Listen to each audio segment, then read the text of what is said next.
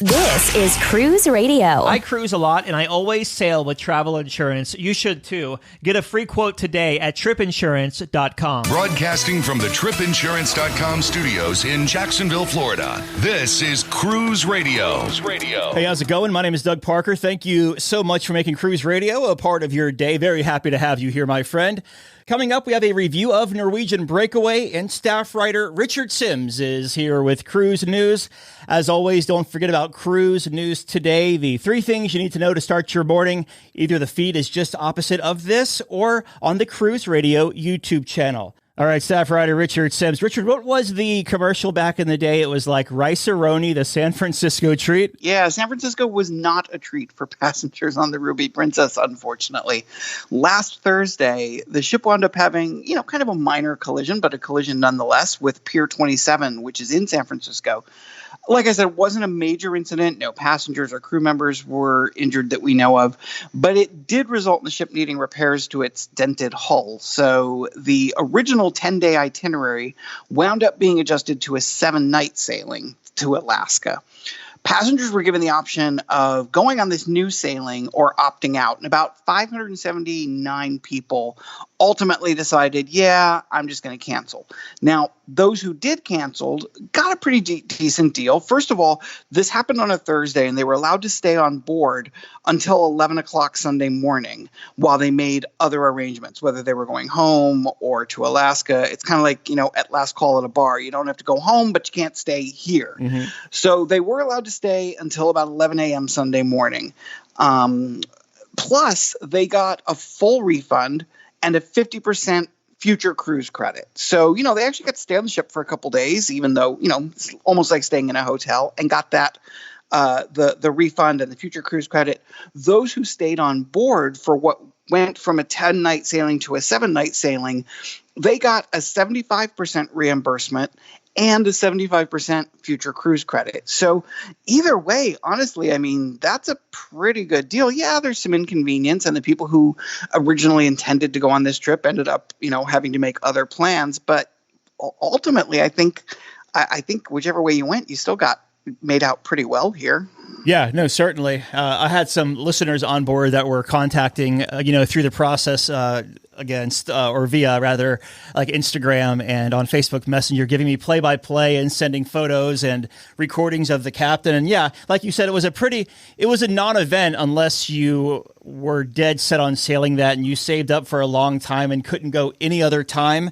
Then it was probably a big deal, but the compensation they offered and everything else, it seemed like it was a bump on the ship that got fixed.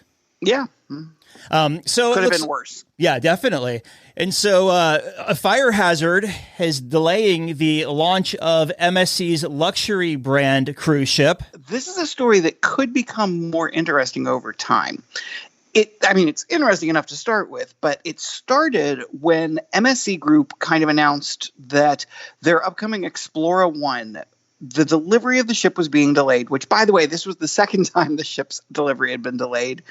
And as a result, the inaugural sailing was getting canceled again for the second time. Why? Well, it turned out that this time, a couple of fire-resistant panels that are used in the construction of the ship failed their inspection. That was the first domino falling. And we may not know for a while just how many dominoes were lined up, because now those panels have been recalled, and there are questions regarding what other ships might be impacted. What ships used these, and whether some of those are ships being built now. Some of them are ships that have already been constructed and might have used these faulty panels. For example, Carnival Corporation said they knew of at least one ship which used the panels in question, and they added that at the time, those panels passed the inspection. It sort of raises two questions. One, how faulty are they, and what happened? How much did they fail the inspection by? Now, it seems to me like there's a bigger issue here, because let's say you had to be fire resistant up to, say, 2,000 degrees. And let's say it went to 1,999 degrees. You would fail inspection, but, just barely. It'd be like, this isn't a huge problem, but we are going to, for safety's sake, we're going to recall these, replace them, whatever. But you would think that if that was the case, someone would be saying so. Someone would say, the cruise industry is very, very good at when a problem comes up, jumping in front of it and saying, listen, it's not as bad as it seems. Here's what you need to know. But no one has come forward and said that. So we don't know how many ships might be impacted. We don't know how many ships out there might have these faulty fire panels in them. And we don't know the circumstances around the failure. Why did they fail in this case, but they didn't fail in the case of the Carnival ship, which has not been named, but which Carnival has said is out there. And by the way, I should specify, not necessarily a Carnival Cruise Line ship, but a ship in the Carnival corporate umbrella, which uncovers, a lot more ships.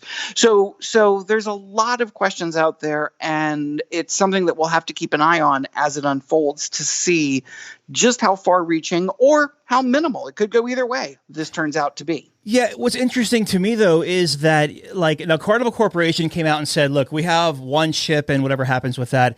But with Royal Caribbean Group and these companies that have been contacted and asking for statements, they've been, deferring all these people to CLIA.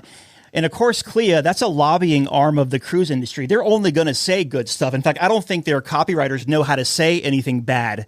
So it's just interesting where you're just getting lip service if you get deferred to CLIA. You know what I'm saying? Very much so. Very much so. It's CLIA's job is to present the cruise industry in the best light possible at all times, like any lobbying arm. That's what a lobbying arm does. And so, anytime you read a statement from CLIA, this is not to say that CLIA is not a, respected of course source, right. But it is to say that you have to take what they say through the proper perspective. Just like if you go to some other news source, you have to always be thinking, what is this particular, is it an advertising agency? Because an advertising agency is going to spin it a certain way. Is it a lobbying agency? They're going to spin it a certain way. Everybody spins everything. I mean, we should all be dizzy with how much spinning is done all around us. So, it is going to take a while for this to unfold and for I was going to say for the truth to come out, but who knows if that'll ever even happen. And speaking of ship fires.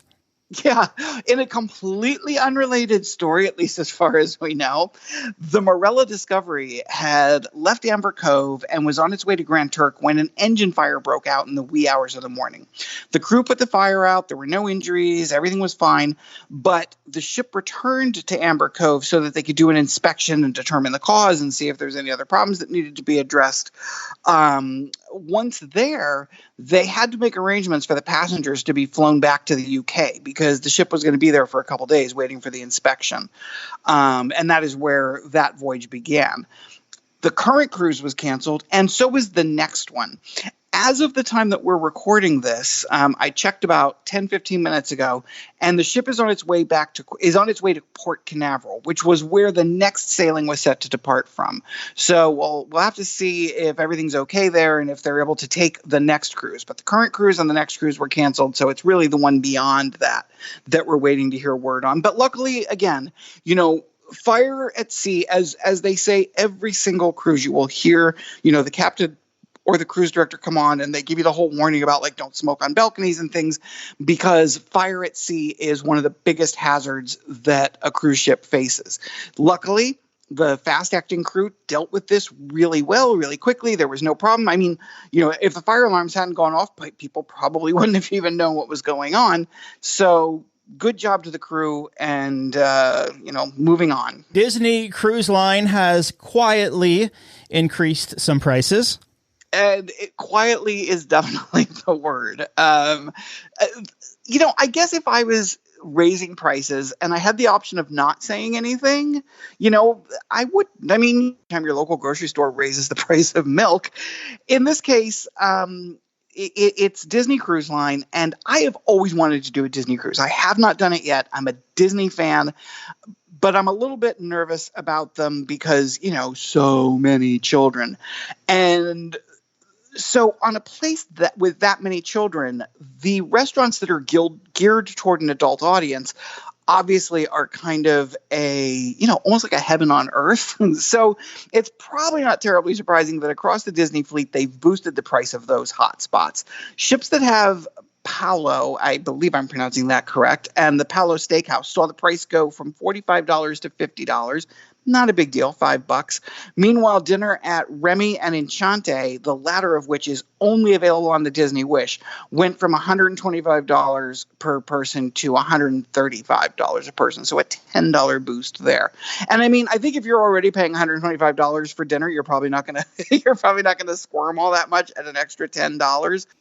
In a 2019 lawsuit that was settled in 2021 against Royal Caribbean is seeing new life. Yeah, this is a hard one. This is really kind of heartbreaking. So listeners will recall that back in 2019, an 18-month-old little girl named Chloe Wineland she died after accidentally being dropped by her grandfather.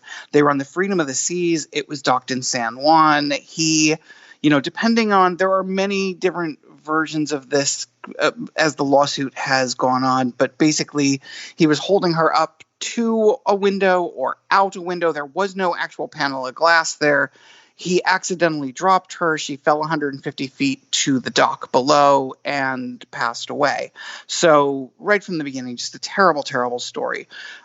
Chloe's parents filed a lawsuit, but a judge dismissed the case in a ruling in 2021, saying that the open window in question was an obvious danger and the grandfather's conduct, not negligence on the part of Royal Caribbean, was the cause of the girl's death.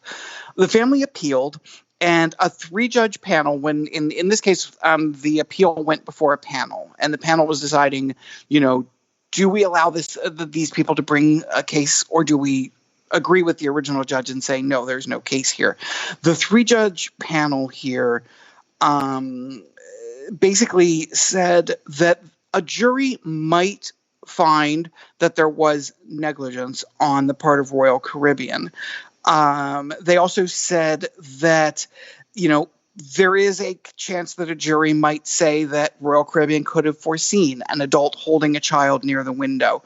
So it is going to continue. This will apparently go to court. It's worth noting that already the grandfather, when there was a trial or a hearing in San Juan, which is where this took place, the grandfather was put on 3 years probation because he pled guilty to negligent homicide in the Puerto Rican courts. So, now I don't know. I mean, I guess on the one hand, you understand this family has lost their child and they're seeking, what they see as some form of justice toward the people they blame, which would be the cruise line. I have to think that for me personally, I would just kind of want to let it go. I don't think that I would want to continue having to deal with this, but heartbreaking, just a terrible, terrible, sad story. Yep, sure is. And the listener question comes from Roman in South Florida. He said, "Hi, Greg," which isn't my name, but we'll roll with it. "My travel agent said I could remove tips once on board to save money. Now, I came across your website, and it looks like the money actually goes to the workers. Can you provide any clarity on this?" Okay, well, first of all, Roman, I'm going to say that you should fire your travel agent. Hopefully you're not paying them. There are travel agents that you pay, but hopefully you're not, because you shouldn't have to. Most cruises, the travel agents who book them are paid by the cruise line, not by you. But in any case, whether you have employed them or they are just someone you know, I would not use them, because anyone who recommends that you take the gratuities off of your bill is not someone who I would want to deal with. Can you do it? Yes, of course, you can. You can go down to, on almost every cruise line, you can go down to guest services and you can request that the tips be removed, and you can tell them the lie that you're going to personally tip everyone individually. And, I say it's a lie. I'm kidding. There are a lot of people who do prefer to do it that way. But what they don't necessarily, either they don't recognize or they don't, I don't want to say don't care, but that's kind of what it feels like, is that, yes, you might tip your room steward, or yes, you might tip the person serving you at dinner. But for every person you interact with, there are 10 behind the scenes who you are not dealing with. And this money helps go to them as well. Yes, there are the arguments about, if the cruise lines paid more, then they wouldn't have to rely on daily gratuities, and that a gratuity is something you decide to give, not something that you're forced to give. There are all those arguments to be made, and many of them are valid. But at the end of the day, no, you should not remove the gratuities. If you are looking to save money, we can give you a bunch of money-saving tips. Buy things in advance. For example, if you're going to buy the drink package, buy it in advance. It's almost always cheaper to do so than when you get on the cruise. But one way that we will not endorse as far as a money-saving tip is to take money out of the mouths of people who are very, very hardworking. If you're doing that, then in my personal opinion, and this is just my opinion, if you can't afford the tips, then you probably can't afford the cruise. So just, don't go. Fair enough. Staff writer Richard Sims, as always, thank you, buddy. As always, thank you for letting me be the local cynic. Have a question or a comment for the show? Send an email or voice memo to doug@cruiseradio.net. A big question we get at Cruise Radio is, how do I know if I need trip insurance? Simple answer. If you're getting on a plane, taking a road trip, or getting on a cruise ship, you need to have travel insurance. Hey, it's Doug Parker from my friends at tripinsurance.com. Not only does tripinsurance.com protect your vacation investment, but it also gives you peace of mind in case anything were to go wrong on your trip. How do they do it? They offer 3 different types of trip insurance policies. Good, better, and best. One policy for every vacation budget. But it doesn't just stop there. They're up to 40% lower when you shop around on other comparison sites. Plus, tripinsurance.com offers 24-hour customer support before, during, and after your trip, online claims assistance, and travel alerts to let you know what's going on at your destination. But find out for yourself. Check out tripinsurance.com.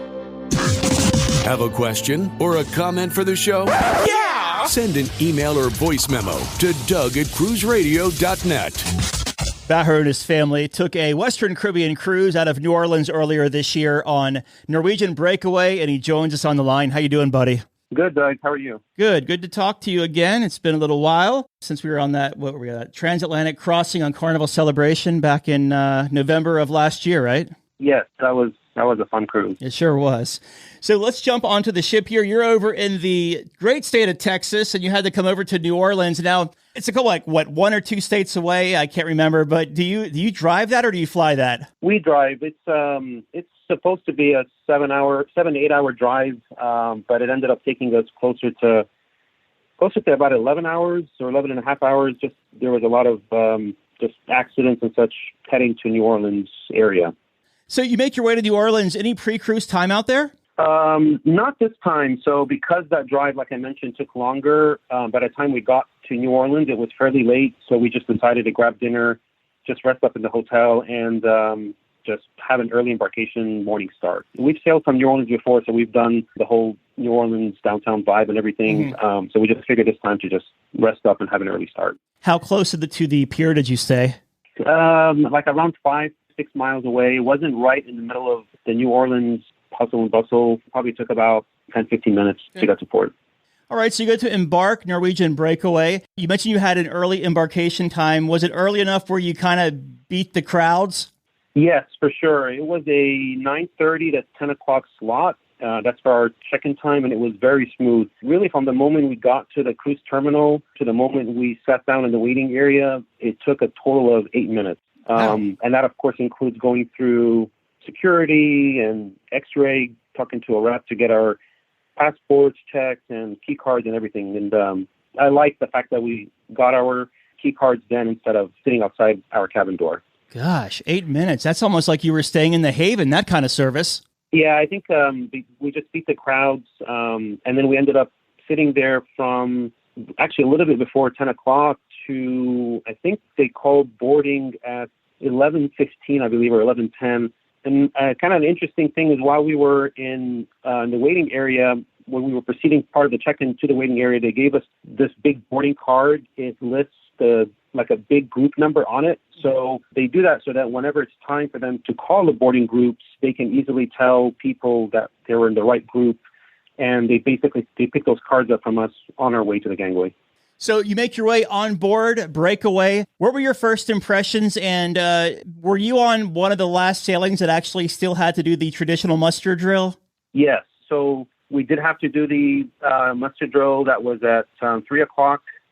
Just to back up, our first impressions, when we liked what we first saw when we got on, it was on deck 7 forward by the theater area. We just walked to the deck 7. The ship looked quite clean, modern. You couldn't really tell that it was like a 10-year-old ship. Then we went up to the open deck areas where like deck 15, 16, and 17. I felt like the pool deck 15, seemed a bit like squished.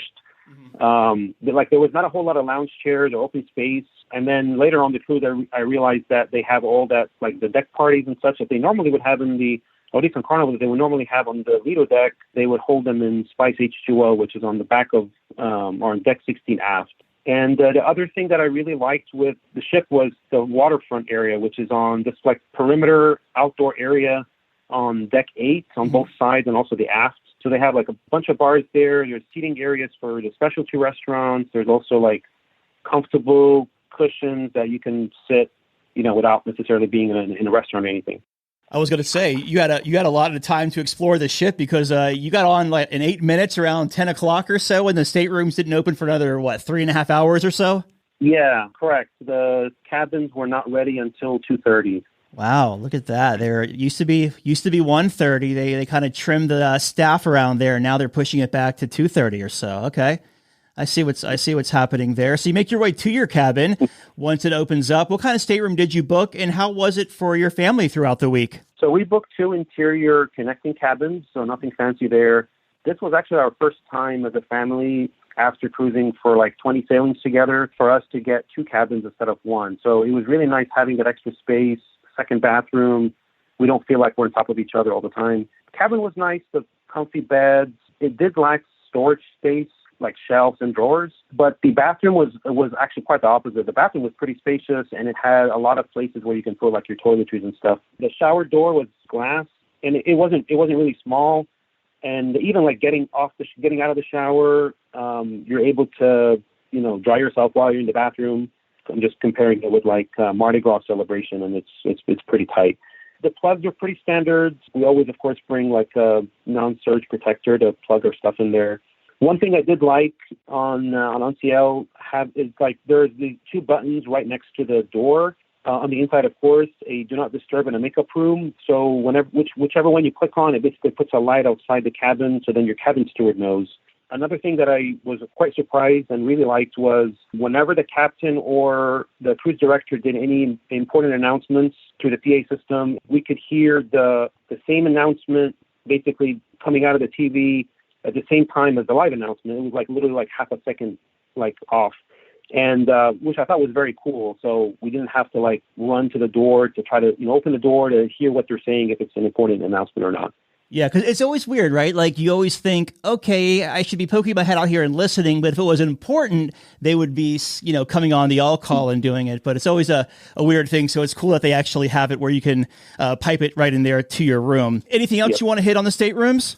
Not in the stateroom, but just the stateroom hallways. The fish design on the carpet, it was nice and useful, I guess, in a way that you can tell which way's forward. You just follow the way the fish are swimming. That way you don't have to like ask someone or like, which way am I going? Am I going forward or aft? That would really be helpful, especially if someone took full advantage of that drink package, That's right. So let's talk about the dining on this 7-night cruise. And we'll start up at the top at the buffet area, which I believe NCL calls the Garden Cafe?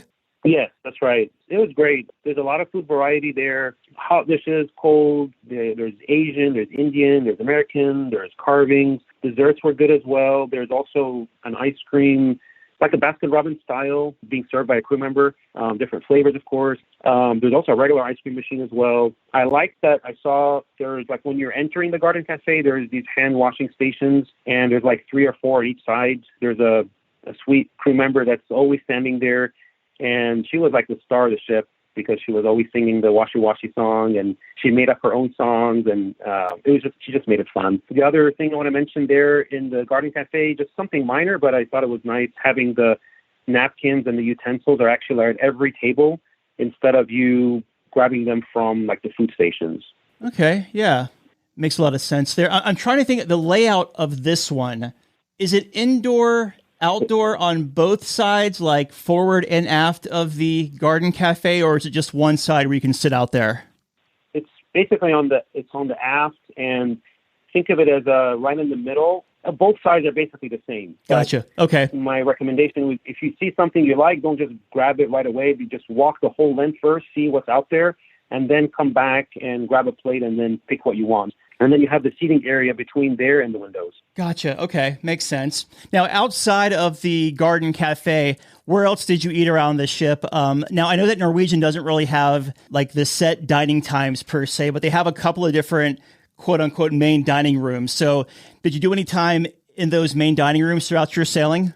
We did a couple of, there's 3 dining rooms on this ship, the Breakaway. There's Savor, Taste, and Manhattan. They all have different decors, but it's the same menu across the 3 dining rooms on the same night. But the menus change day to day. We ate in 2 of them, Manhattan and Taste. The food was good. It just took a while to get our food. The appetizers took like 45 minutes after we sat down and ordered. But just like some observations in the dining rooms, they're both the same, where we had tablecloths on both nights. I'm pretty sure they have it on every night. The waiter handed us a hardcover menu without asking for it, so we don't have to like scan the menu with our phone. And then I also noticed that the tables seemed more separated or more distance between them versus like on Carnival where they're, really, really close to each other. And also it seems like there was less interruptions during dinner. Like there weren't like photographers walking around trying to take your picture and some guy with, trying to have us buy shots or whatever. How was your food in there throughout the week though? It was good. Like I said, we went there twice. It was nice to see different menu than what we're used to, but we enjoyed the food once it came. Did you say it took 45 minutes to get your appetizer on the first night? Yes. Actually, not just the first night. The second time we went as well was the same. So that kind of discouraged us a little bit to going back to the dining room because my son wasn't feeling well for one or 2 nights. So we decided we didn't want to risk it and ordering food and having to leave the dining room. So we just decided to eat in the garden cafe another night. And for dinner, which we normally don't eat in the buffet area for dinner, but we were quite surprised. There was a lot of good selection, and we were actually happy that we ended up going to the buffet area. Wow, okay. And then outside of the main dining room and the buffet, where else did you eat? Like any specialty restaurants on this sailing? Yeah, we did the teppanyaki. We just had one specialty restaurant, part of our free at sea, and we decided not to do any or pay for any additional specialty. The teppanyaki was good. Those chefs, they put on a good show. Of course, as you're cooking and everything, and the food was delicious. So I had no complaints there in the teppanyaki. Were your kids entertained? Yes, that's cool. Sure.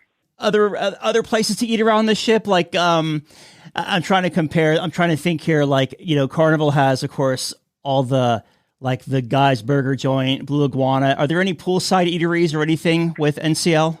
No, and that's one thing I kind of realized is the buffet is big, it's huge, but with like Carnival, you have all these different like venues, like the pizza's in one place, the Guy's is another place, you have the Blue Iguana across from or on the side of Guy's and so forth. But here it's really just at least from what I saw, hopefully I'm not missing anything. You got the dining room, the 3 dining rooms, you got the specialty restaurants, and then you got the buffet area. There wasn't really the pizza was part of the buffet area.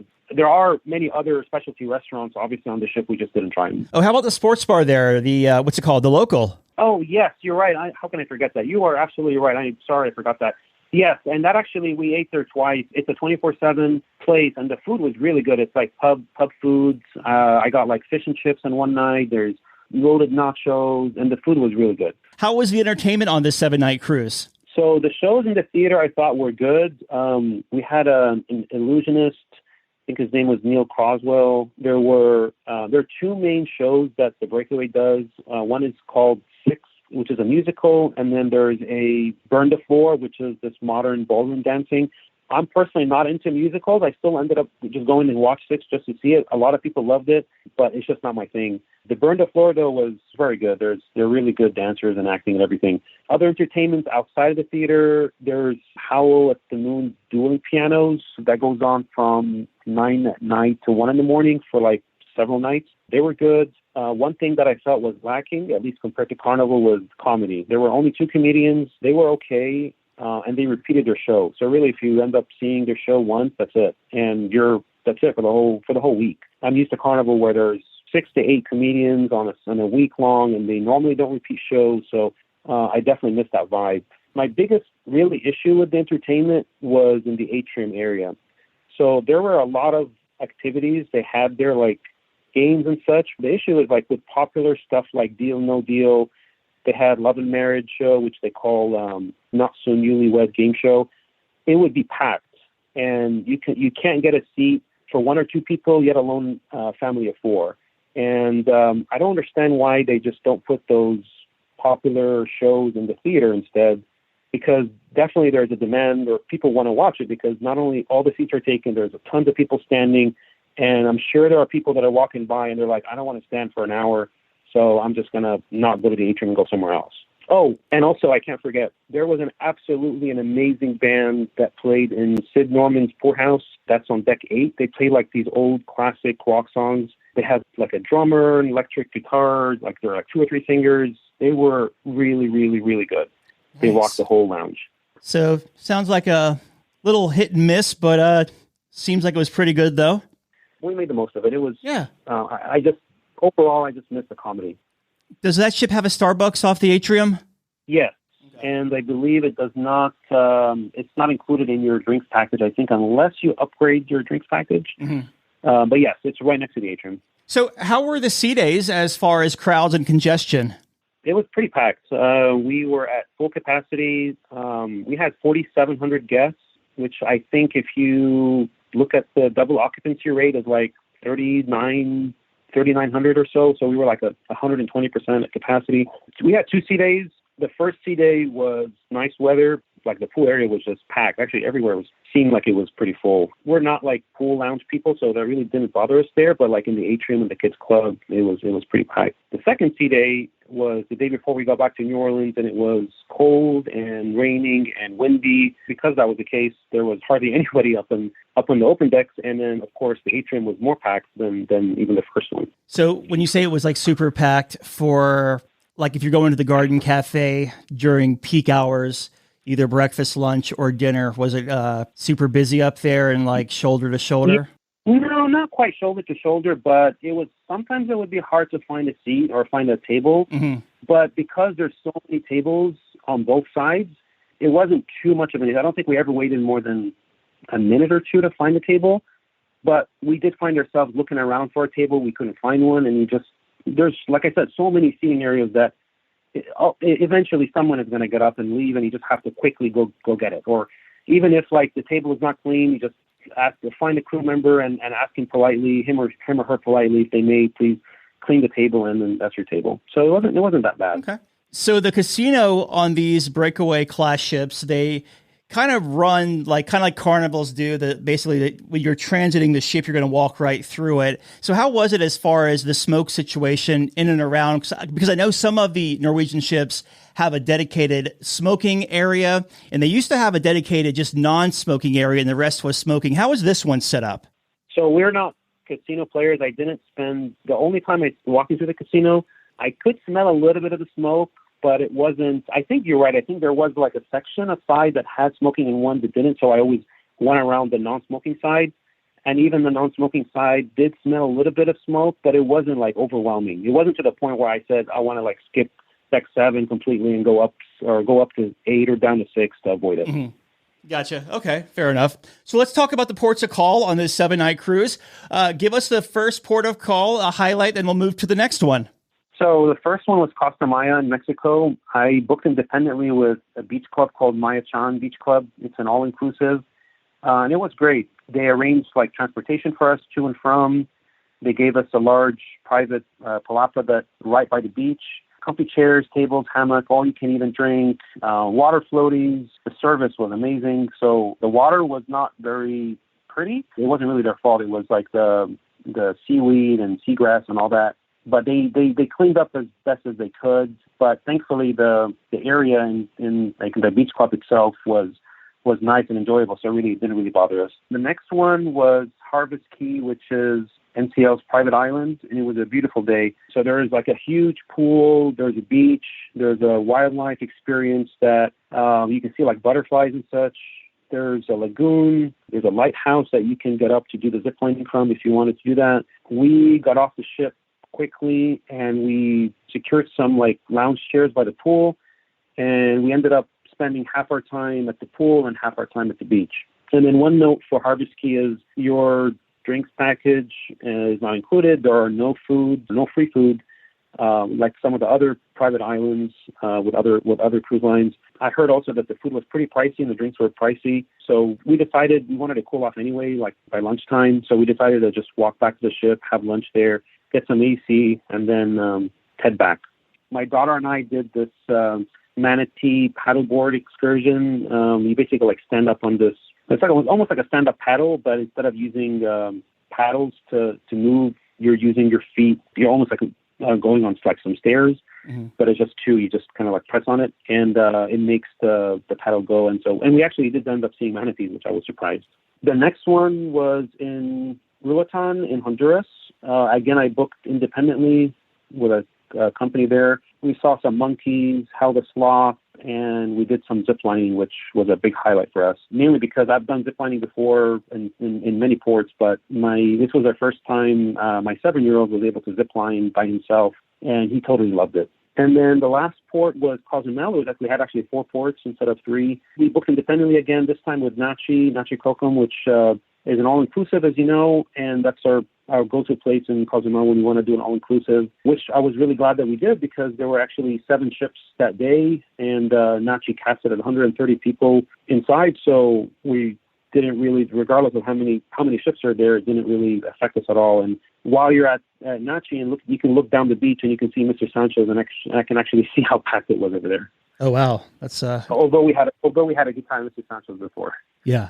Good call there then. Very cool. I didn't realize you brought up a good point because a lot of listeners may not know this either, that Harvest Key does not have a buffet. I just learned something, and of course I've never been there before, but out of all the interviews, I don't think I've ever heard that before.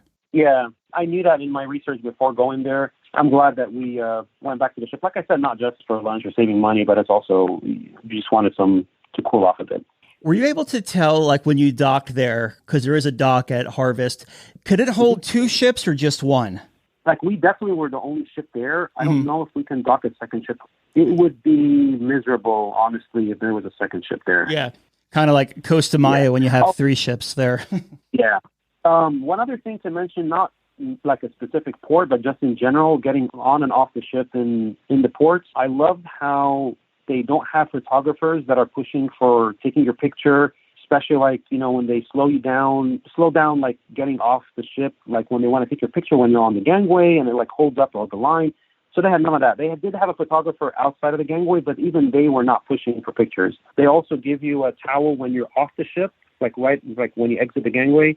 So that was nice because you didn't have to take one from the ship. And then when you're coming back, you just give your towel back. You just give them your cabin number, and then they give you like a cold, wet towel as well and some water, lemonade. So that was nice. All right. Yeah, absolutely. You make your way back to New Orleans. How was your debark process? So we did self-assist. That started at, I think it was like 7:45 in the morning. I was actually surprised at the number of people doing self-assist. I think it was more than I've ever had before. It seemed like a maze to get off, because they made us go, like, walk through the casino and then out the port side by the lifeboats. And then we went back indoors into Manhattan dining room.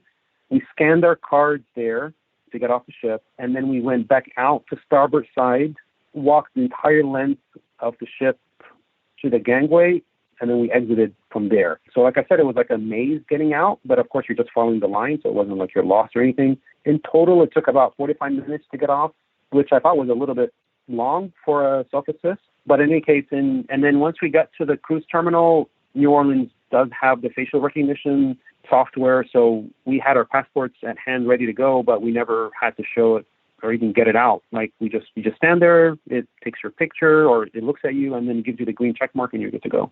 You were mentioning you were traveling with the family and you have 2 little ones. Did they take advantage of the kids club at all? Yes. Well, one is not so little anymore. I have a 7-year-old and a 15-year-old. So the Kids Club Splash Academy, that is for the 3 to 12-year-olds. And then Entourage is for the 13 to 17. My daughter, the teenager, she didn't really go to Entourage, but my son loves Splash Academy. The issue that I have with Splash Academy, with the Kids Club in general, is a few things. For one, the registration process, it truly sucks. Like, you have to do the registration on board with them. You have to sit down with the camp staff. They have to explain everything to you. And it took a while, and there was a long line of people trying to do that. And then when you get to drop your kid off or pick them up, it just takes their process just takes way too long. Because like when you're picking up your kid, at least I'm used to, like, I go there, tell them my kid's name, I show them my card, they call the kid is here within 30 seconds and we're out. But here they just get your information and then they wait for other people, other parents, and then they do a big group call out. So if you're one of the first people there, you can be waiting for, a little bit of time until they get the kids. And then also, like, they have you set a password with them when you're picking them up. And then they have this almost like a double barrier for the kids. And then they ask the kid and the adult the last name, even though they've seen me a dozen times. They know who's my kid. I still have to go through the whole thing. So I just felt like, I'm all for, like, child safety and everything, like making sure the right person's picking up, but it just seemed like overkill. And then the biggest pet peeve with me with the Kids Club was they ask you when you're dropping off your kid, they're gonna ask you where you're gonna be. And the first time they asked me that, I thought it was a bit strange. And I asked them why, and they said, well, just in case. But in my mind, I was thinking, this doesn't make any sense. So if I'm going to the theater and there's an issue, are you really going to come down to the theater and try to find me? Right. So we also had because this was a lot of kids on board, they could actually max out the number of kids. And so they have something called virtual queue. And so they don't tell us that when we're in line, but when I was trying to drop off my son, they said, sorry, our max capacity. And then they showed us how to do the virtual queue. And it basically just like has a notification on the app, and it tells you whenever they have an opening. That was fine. We just couldn't drop them off then, had to come back and drop them off. But all in all, I honestly my kid loved camp so much. I just put up with all the shenanigans that they had, dropping off and picking up for his happiness. So, sure. Any first-time tips to offer anyone sailing Norwegian Breakaway? Yeah, I got several. So first thing is make sure to reserve your dining reservations and theater shows before the cruise when it first opens up online. And then be aware that there's a box office that's right next to the theater. So when you get on board, I would recommend just going there. Even though if you have your dinner and your theater shows done, there are some other shows like comedy and that you would need to reserve, or you don't need to, but if you don't, then you got to wait in line. And they basically 10 minutes before the show, anybody that doesn't show up that had a reservation, they open it up for everyone. And then if you have the free at sea package with like 150 minutes, Wi-Fi minutes, make sure to log off after using it, and otherwise it'll eat up all your minutes. And then keep an eye on your remaining minutes when you actually log off. And I say that because I had a couple of times an instance where I had some remaining minutes, and then the next time I try to log on for a few minutes, it said 0 minutes left. And I know that I had some left, and I logged off. So I went to, there's an internet manager that has like a little desk that sits across from guest services. I just went there, and then he looked it up, and he just reinstated them without a problem. It seems so antiquated too, right? Like giving you minutes for the Wi-Fi. Right, or at least give us a package that's slower speed, and if you want to upgrade, you can. Yeah. But it was I didn't feel like I needed more minutes than that. But there were definitely options even before the cruise, you can upgrade to unlimited, or even on board, you can upgrade, whether at the beginning of the cruise or even mid-cruise as well. So they definitely have many options for you to pay more money, give them more money to do, upgrade stuff. Yeah, for sure. Did you have any more tips, or were you done there? I have one other one, or maybe a couple more. Okay. This may sound silly, but the key cards actually come without, at least ours didn't come with a hole or punch hole in there. And so you'll need a lanyard that has like a transparent glove or something, and not like one with a hook. And don't bother trying to get a punch holder, because if you do and you punch your card, even if you're careful not to punch behind the strip, it's actually going to demagnetize the card. Oh, we learned that the hard way. Also, anyone that cruise knows this, but just turn off your automatic time adjust for your phone for it to adjust time when you're stay on ship time, but listen to announcements, especially for any time changes, because we were surprised. This being a Caribbean sailing, we actually changed time. We did a 1 hour forward on one of the first nights, and then we did a 1 hour back on the one of the last nights. They were both done at like 2 a.m. So this was, like I said, I felt it was a bit weird doing this on a Caribbean sailing. Were you sailing during the spring forward thing? Was that why? We actually, that morning off our embarkation, which was kind of another reason why we didn't want to really go to New Orleans downtown and everything, because we knew we were going to have a 1 hour forward and have one less hour of sleep. Gotcha. Okay. Makes sense then. Well, looking back, what was the biggest highlight of this cruise? So off the ship, I would say it was the zip lining, just seeing the smile on my 7-year-old standing on that platform or multiple platforms and just going down. I will cherish those. And I took several pictures, so I'm glad I did. On the ship, I think I'm going to go with that amazing band that I talked about at Sid Norman's Poorhouse. All right. Very good. And in closing here, your final thoughts of Norwegian Breakaway. I thought it was a great ship. We had a good time despite being at max capacity. We've been talking with Bayer about his 7-night Western Caribbean sailing aboard Norwegian Breakaway out of New Orleans. Good talking to you again, my friend, and catch up soon. Thanks, Doug. I appreciate you having me on. All right, Dougie, let's see what we got for you, buddy. Cruise Radio is produced at the tripinsurance.com studios in Jacksonville, Florida. Get cruise news, ship reviews, and money-saving tips every Thursday on Cruise Radio. If you've enjoyed this episode, please subscribe to the show. If you want to help spread the word, give Cruise Radio a 5-star review. Find Cruise Radio where you listen to your favorite podcast or online at cruiseradio.net. I'm your announcer,